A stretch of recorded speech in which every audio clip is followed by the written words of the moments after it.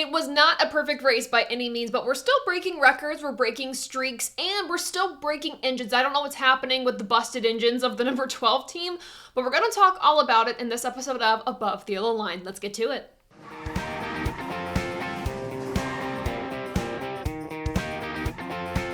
Hey everyone, it's Taylor Kitchen, and welcome back to Above the Yellow Line on the ATYL Media channel, where we're doing motorsports media your way, and on this show we talk about NASCAR all the time. Before we get into the video, make sure to subscribe to our channel and turn on the notification bell so you know when we post.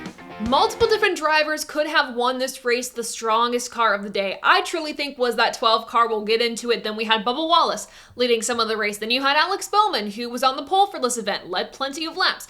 And then you had Kyle Larson, who didn't have a perfect day by any means, but somehow still made it work. With around 7 laps to go, Alex Bowman got into the wall, and that was Kyle Larson's cue to take the lead, hold on to it, and win his 30th career victory in the NASCAR Cup Series, ranking 3rd amongst the Hendrick Motorsports drivers for having the most wins in that organization, right behind Jimmy Johnson and Jeff Gordon. When it was all said and done, you kind of figured that 5 car was going to win this race just by the speed of that car, as well as how the long run strategy really played into that 5 team's favor. Denny Hamlin was on a similar strategy. We'll talk about that in a second. But at the end of the day, Alex Bowman, driver of the number 48, really said, I kind of choked a little bit. He burned up his equipment, and even before Kyle Larson passed him, he got into the wall as well. So overall, just the 48 car didn't have what it needed to be able to finish this race out on top from the pole to victory lane. Unfortunately, did not happen for that team. Nonetheless, a great result for Alex Bowman. I know Jeff Gordon probably had mixed emotions sitting atop that 48 pit box, but I mean, nevertheless, the Hendrick Motorsports driver is in victory lane. I know Kyle Larson's likely going to win plenty more this season. Alex Bowman, however, I predicted he was going to win 2 this year. So I still think that there is a win coming for Bowman. He is one of the most consistent drivers, especially when we start these NASCAR seasons. He's one of the more consistent drivers when a NASCAR season begins. So I still think there are great things to come for that 48 car. Just a tough loss there when they were so close to getting that victory. This was not a typical race win for Kyle Larson. We're typically used to seeing him dominate these races, but this day was a kind of a bit of trial of tribulations for this 5 team. First off, he qualified 14th for this event. We're not used to seeing Kyle Larson qualify so poorly at this track, so there's hurdle number 1 to get over for the day. Hurdle number 2 really did happen around lap 84 when, due to damage on pit road, there was a baseball-sized hole put into the rocker panel of that number 5 car, so that was an issue that team had to address. Ultimately, again, they worked back from that, but still an issue that needed to be addressed. Then you have Kyle Larson getting into the wall way too many times. He loves to run that high line, and it's high risk, and it equaled high reward today. We're used to seeing him kind of scuff the wall a few too many times during this race, but still, you do that too many times, it doesn't pay off, and you have damage to the car, and you throw away a race win. Obviously, that didn't happen for Kyle Larson today, but he also had a chip on his shoulder. Won the Truck Series race, and he had the Xfinity Series race won. However, a late race caution put them into a late race restart, and unfortunately, didn't play out in his favor with a bad push from Sam Mayer there. So he had something to prove today. Wasn't able to completely complete the sweep of the Homestead-Miami Speedway weekend. However, Kyle Larson is able to win, in my opinion, the biggest race of the weekend. It is the Cup Series after all, to lock himself into the championship fight this year. Let's look at the rest of our results. Obviously, like I said, Kyle Larson first, Alex Bowman second, Bubba Wallace in 3rd. He led 56 laps today, and I gotta say, it is fantastic to see that 23 team in winning contention, not just from the driver standpoint, but the pit crew as well. I know the pit crew of the 23 team has been under scrutiny the past few seasons. We're like, when are we gonna get things put together? I understand this is race, number 6 of the year? So again, I give these drivers a 10 race rule. After 10 races, I kind of assess where these drivers and these teams are and where they need to improve, or how I think the rest of their season is gonna go. I think this 23 team started off pretty strong, and they're continuing that momentum. Obviously, a great 3rd place finish today for Bubba Wallace. He now sits 7th in the championship standings. Now looking at Chase Briscoe in that 4th position, this ties his best finish of the season so far. Of course, another 4th place finish coming at Daytona. This is also his best finish at Homestead-Miami Speedway in the Cup Series. The same can be said for Bubba Wallace and Alex Bowman. So a couple in the top 10 getting their best result here at Homestead. In 5th place, Denny Hamlin. 6th, Chris Buescher. He ended up finding his way to the front towards the end when it mattered most. In 7th, we have AJ Allmendinger. This is statistically one of his best tracks. He now sits as the sole driver to have the best average finish position at this track in the Gen 7 era with a driver that has more than 5 starts. It's been really nice to see that 16 car in that Colleague equipment really outperform what we're used to. You look at Ty Dillon the past few weeks has actually done decently well, kind of completely honest. It shocked me. Seeing AJ Allmendinger run up front during this race was also a pleasant surprise, and we see that their mile-and-a-half program is doing decently well. I'm excited to see them keep that up as the season goes on, and you never know. We could see AJ Allmendinger winning on a mile-and-a-half track in the Cup Series this year. You never know. Next up, you have Tyler Reddick, and I think Tyler just struggled this race. The car just wasn't where he needed it to be. We're typically used to seeing Tyler Reddick lead this race and win this race, but his equipment was not on par with his teammate of Bubba Wallace this week, and it just was not. So hopefully they take from this and they learn a little bit what they need to have going forward. But that was 8th place of Tyler Reddick. 9th, we have Ryan Preece, a very strong race for him. This is his second top 10 of the season, and then rounding it all out, Justin Haley in that 10th spot. Let's talk about some finishing positions outside the top 10 that are worth noting, starting off with Chase Elliott in that 21st spot. I really do think he could have finished this race in a much better position. I feel like I say that a lot about Chase Elliott so far this season. I know we are 6 races in, but still, I feel like I say that a lot about this 9 team. However, at the end of stage 2, coming down pit road, the 9 team incurred a pit road violation, not coming down pit road single file. According to Chase Elliott, it was to avoid a potential incident. Here is what that team had to say over their radio when they found out about that penalty. We got a penalty for not being single file coming on the pit road. I just have them look at it because I gave the spot back. They all checked up. I moved left to not run in the back of someone, and then I gave him the spot back before I even turned down. Just have them look at it. That's a very reasonable thing. So there you go. Chase Elliott said, quote, "I moved left to not run into the back of someone and I gave it right back. Have him look at it. It's a very reasonable thing." NASCAR apparently didn't think it was a reasonable thing. The rule to them is very black or white. If you are not coming down pit road single file, that is a penalty in their eyes. So unfortunately, that derailed that 9 team's day and they ended up finishing where they did. Hopefully this upcoming weekend at Martinsville is a little bit better for them. It's a decent track for Hendrick Motorsports, especially in the spring months, so we shall see. A driver I hate to point out due to inconsistencies with the team is Ty Gibbs in the number 54.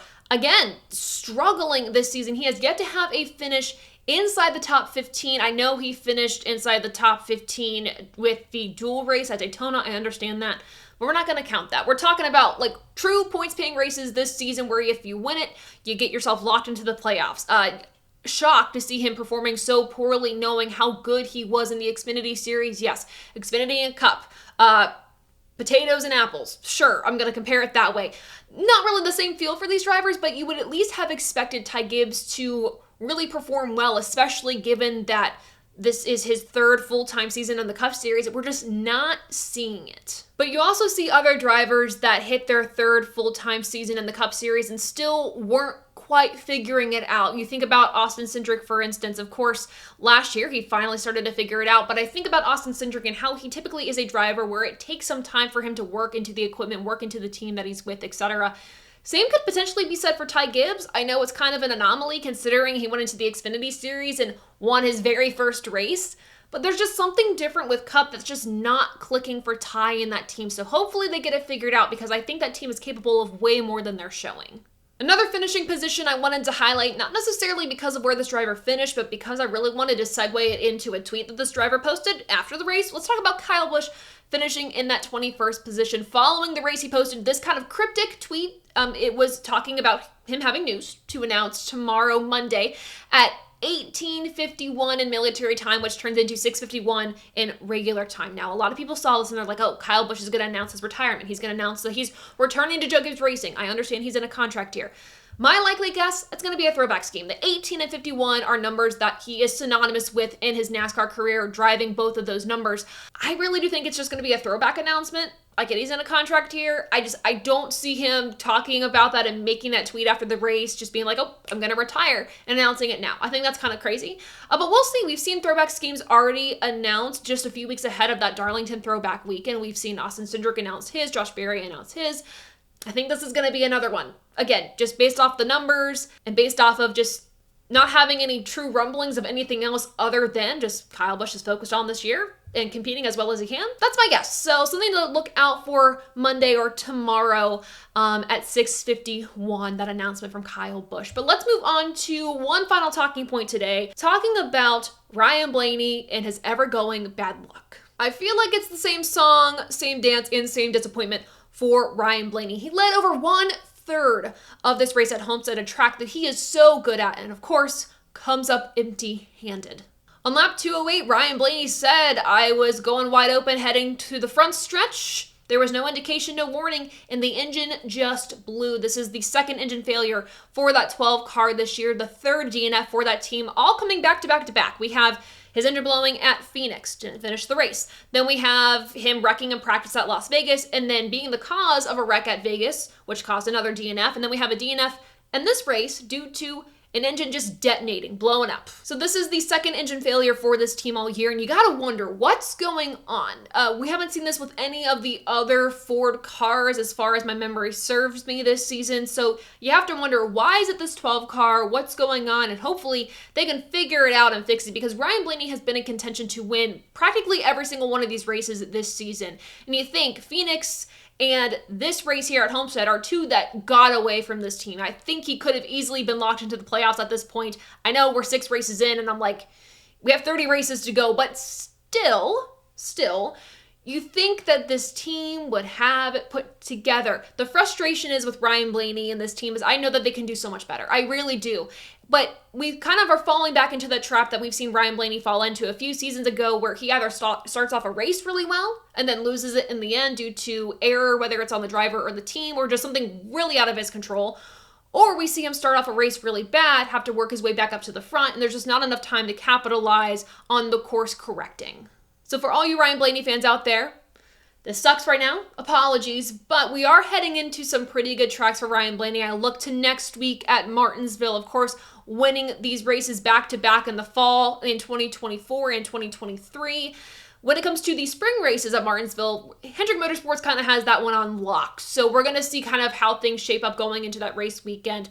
But hopefully this 12 team can figure it out, give him engines that are not going to explode, and they can move on and win some races. Overall, though, what are my thoughts on this race? Let's rank it above or below the yellow line, presented by Happy Hour Racing. You see the shirt I have right here? This is from Happy Hour Racing, and it's one of my new favorite shirts. Happy Hour Racing, they know I love more vintage style shirts, and this is definitely a dub. To get this shirt or more like it, make sure to go to happyhourracing.com/ATYL, and if you use the promo code ATYL2025, you get $5 off your first order, and here's the big thing, and you get 1 month of a subscription box of your choice for free on the Happy Hour Racing website. It's a deal you don't want to miss out on, so make sure to go to happyhourracing.com/ATYL.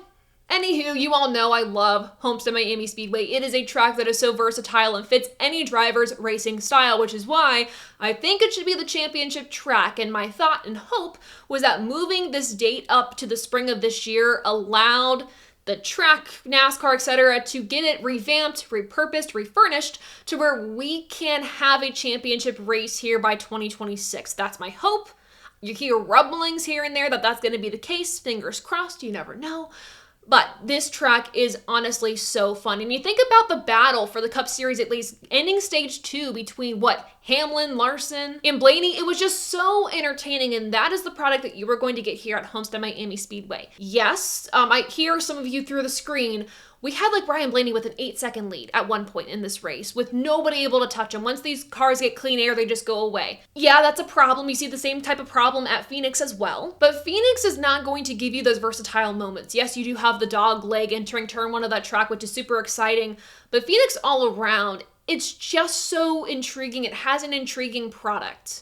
And this is a track where you have high risk and high reward. You can run the wall, kind of like Kyle Larson did. He took the risk and it paid off for him, but a driver gets too overzealous trying to run that wall over and over and over. They hurt their car, their day is done. There is high risk at that track, and I love it for it. This race also had the second most lead changes for a NASCAR Cup Series race at Homestead-Miami Speedway, and I don't know, it wasn't my favorite Homestead race of all time. I know I'm hyping it up a lot, but it wasn't my favorite Homestead race that I think I've ever seen. However, I thought it was solid enough to warrant a 70%, definitely above the yellow line. Again, I would love to see this race in the fall. Nevertheless, though, I think we're getting very lucky with these races this year. I know some have ended in some controversy, but all the races so far this season, if I'm remembering my rankings correctly, have been over a 70%. We are darn lucky we're getting the product that we're getting this year. Yes, some things could be better, but overall, a solid start to the 2025 NASCAR Cup Series season. But what do you think of this race, and what do you think of some of the engine issues happening to that 12 team? Let me know in the comments below. And of course, for more NASCAR content from us here at Above the Yellow Line and ATYL Media, make sure to follow us on social media at ATYL Media, at Above the Yellow Line, at _Taylor Kitchen _, and of course, to find all those places in one spot, go to AboveTheYellowLine.com. Yet again, I want to say a huge thank you to Happy Hour Racing for their support, not only of me, but of the entire content team here at Above the Yellow Line Media. Make sure to check out all of their content, talking about IndyCar, Formula One, the short track scene. We're going to have some more shows coming in soon, so stay tuned, and a really cool opportunity to go to a race for another series that we currently don't cover. Be on the lookout for that too. Also, a shout out to Matt Benzik of Benzik's Designs for creating that really cool racetrack up there. I have a whole video out on this channel talking about it, so make sure to find that video as well. But thank you all so much for tuning into this episode of Above the Yellow Line. Thank you for the support, and until next time, I'll see ya. Bye.